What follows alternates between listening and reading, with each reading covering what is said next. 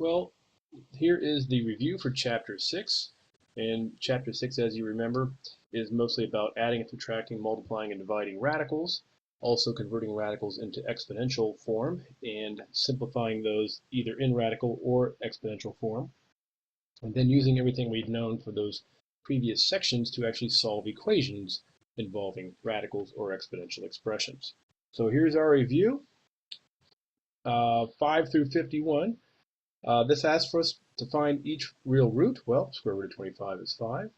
And the cube root of -8, if you recall, here are some perfect cubes: 0, 1, 8, 27, 64, 125, 216, 343, and 5, 12.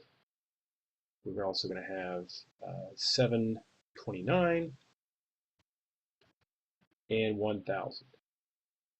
And we can also have the negative of these because cube roots are third powers, so a negative times a negative times a negative will get you back to a negative. So keep that in mind when you're looking at these perfect cubes.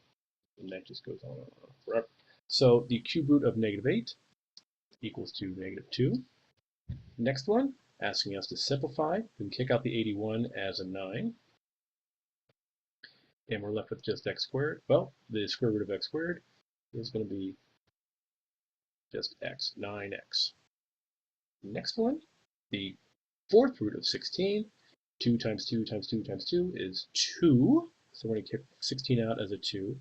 And 4, your index goes into your exponent 3 times. Next one, we have a division problem. And the first question you want to ask is, does 36 go into 9 evenly? Well, if it doesn't, then you might want to write these as two separate radicals, 9x to the 4th over radical 36, and then try and simplify from there. In this case, it works out real easy. We're going to kick 9 out as a 3 and x to the 4th out as x squared and square root of 36. And then 3/6 also reduces to 1/2, so we would have x over 1x over 2. Make that a little bit prettier. It would be very helpful for people to really expose themselves to the perfect squares up to 15 and the perfect cubes up to 10. Next one.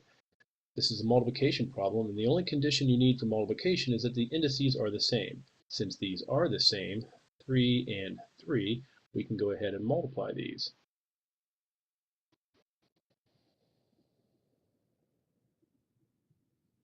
So I'm going to go ahead and keep the cube root, and 9 times 3 is 27. And as you know, cube root of 27 is 3. Next one, indices are the same, they're both 2. And then we're going to have the square root of 16, which we know is 4. Next one, the indices are the same, so it's okay to multiply.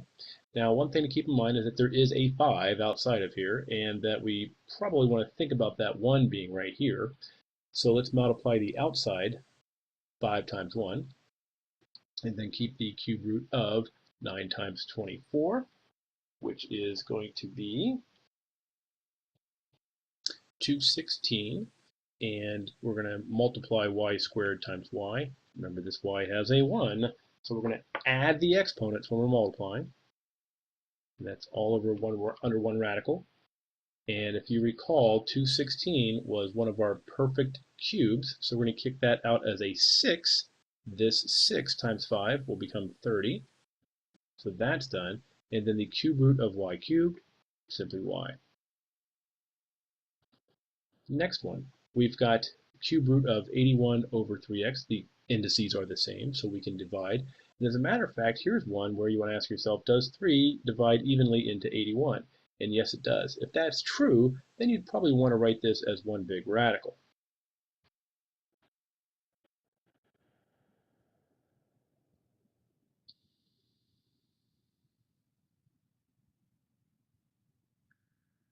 Three goes into 81 27 times. So those are done. And 5 minus 2, remember to subtract the exponents when you're dividing. and y to the third stays there.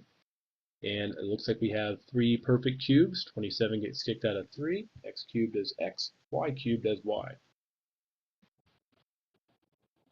Next one, we have a square root situation, power or index of 2.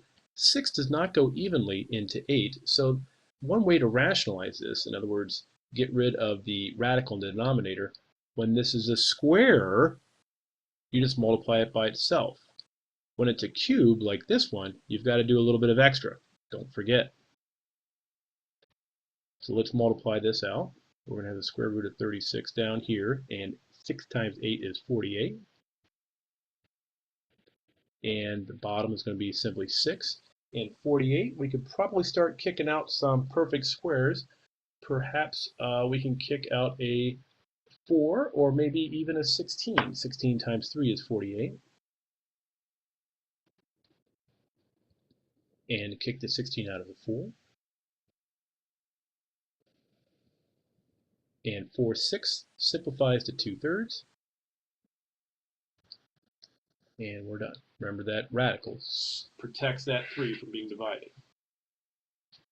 Next one here, we have a cube root situation. So the first question again you want to ask is, does 5 go into 6 evenly?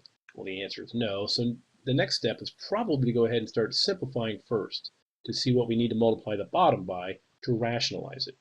So we're going to have 6 cannot get kicked out, x squared cannot get kicked out. However, 3 goes into 4 once with 1 left over. So we're going to have y cube root of 6x squared y all over 2. 5 will not get kicked out. 3 goes into 7 twice with 1 left over.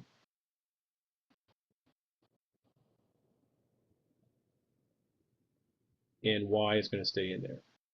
So now the question is, what do we need to multiply the bottom by to rationalize it? In other words, create a perfect cube. Remember, we're not doing a perfect square, we're doing a perfect cube. So now we have to think about what will create a perfect cube down here. Well, the perfect cube for 5xy is going to be the cube root of 5 cubed x cubed y cubed. Those are the perfect cubes we're trying to create. So now the question is, what times 5 gets me 5 cubed? Well, how about 5 squared? And then x times x squared will be x cubed down here, and y squared. Whatever you do to the bottom, you must do to the top.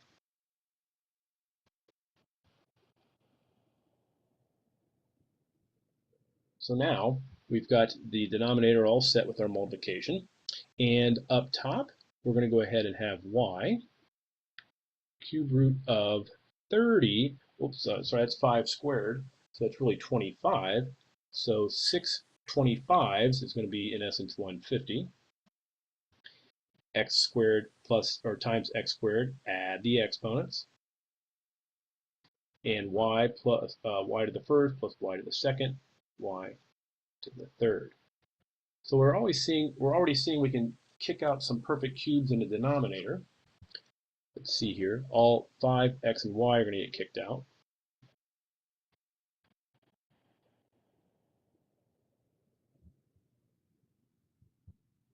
There are no factors of 150 that are perfect cubes, so that 150 will stay there.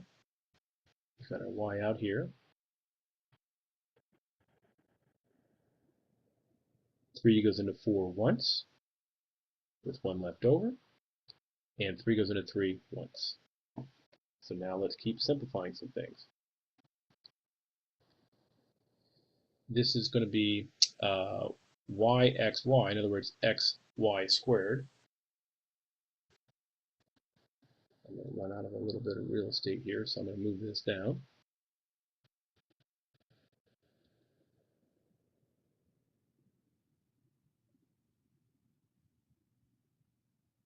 All over 2x to the third 5y. So if we combine some of these things, 5 and 2 will become 10.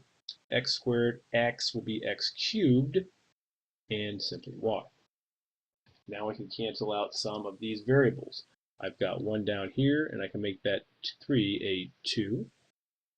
And I've got 2 y's here and 1 here, so that's going to be 1 y up top. So just y to the first, cube root of 150, x, all over 10x squared. Our next problem here is an addition and subtraction problem. Now, with addition and subtraction, you're going to need two conditions. You're going to have two conditions that are met. First is that the indices are the same, 2, 2, and 2, and also their radicands are the same. In other words, the stuff underneath the radical. These are all different. So now the next suggestion is to go ahead and simplify these further to see if you have the same radicands. 20, 5 and 4. 4 gets kicked out as a 2. 2 times is 3. And you're going to have 5x left over. 45 is 9 and 5. Kick the 9 out as a 3. 3 times 8 is 24.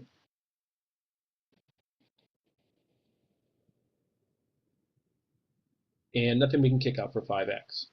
So that's going to be minus 4 radical 5x. Combine like terms. In other words, combine the coefficients. 6 and 24 is 30. Minus 4 is going to be 26 radical 5x. Next one is you're multiplying two binomials together, so we're going to have to use the FOIL method, as always. And in essence, it's really just a distributive property, but they like to give it a special name so people might remember it. 3 times 4, 3 times radical 2, 4 times radical 2, and then radical 2 times radical 2. Simplify this. This is going to be 2 plus 2. And 3 of these and 4 of these for a total of 7 of these radical 2's. Next one, some more foiling. 10 times 10. 10 times negative radical 3. 10 times radical 6. And radical 6 times negative radical 3 for negative radical 18. And again, just simply combine like terms. 3 and 6, actually we can simplify 18, right? That is going to be a 9 and a 2, kick the 9 out as a 3. So we're going to have 10 minus 10 radical 3 plus 10 radical 6. And we're going to kick that 9 out as a 2. Or sorry, the 9 out as a 3. And with the 2 left over. Now, can we combine any like terms? The answer is no. Remember, when you're adding or subtracting radicals, they have to have the same indices and the same radicands. Indices are all 2 right here, but the radicands are very different. This is already simplified.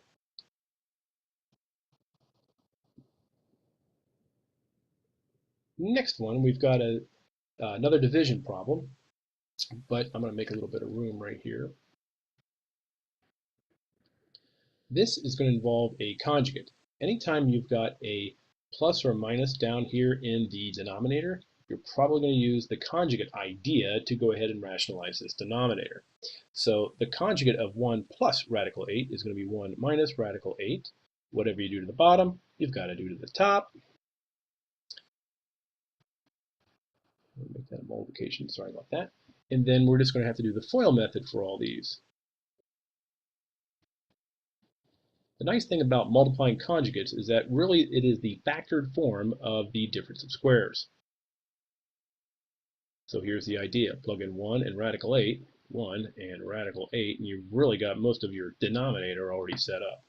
As a matter of fact, let's just finish that out. That's going to be 1 minus 8 because the radical and the square root cancel. Or excuse me, the exponent and the square root cancel. So it's going to be 1 minus 8, also known as negative 7. Up top, we have to do the FOIL method. 3 times 1, 3 times negative radical 8, radical 18 times 1, and radical 18 times radical 8, or negative radical 8, so that's going to be negative 8 times 10 is 80, plus 8 is 64, 80 and 64 is 144, so it's going to be the square root of 1